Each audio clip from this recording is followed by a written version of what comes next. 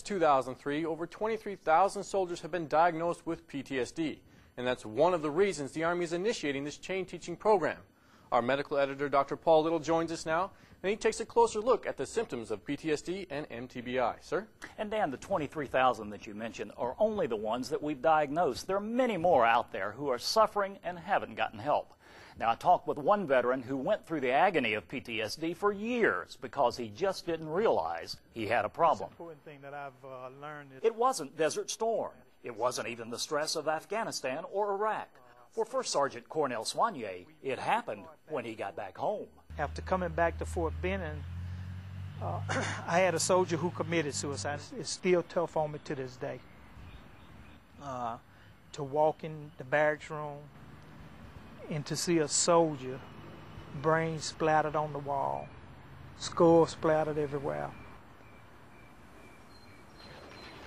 That was tough. That was really tough.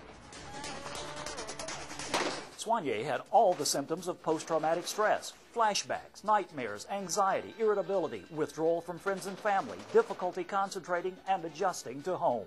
All of that is very normal, to be expected. In most soldiers, those symptoms will fade over time.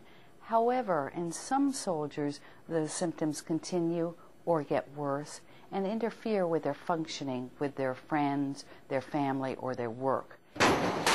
And that's when you need help, because medics need to determine if it's PTSD or if it could also be mild traumatic brain injury.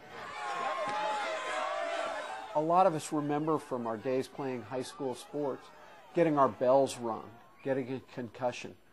With traumatic brain injury, that's what we're talking about. So how do doctors tell the difference with MTBI? These aren't symptoms that start 6 months or a year later.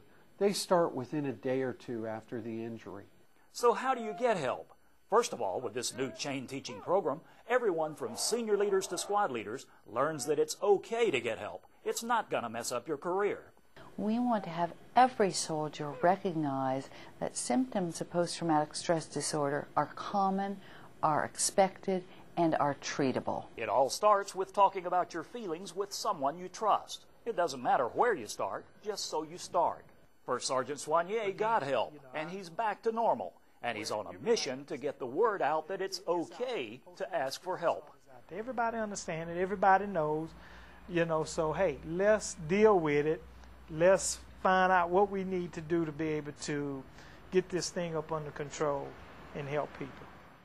Now, the First Sergeant has a great message there. And still the best place to get help is our old favorite, militaryonesource.com.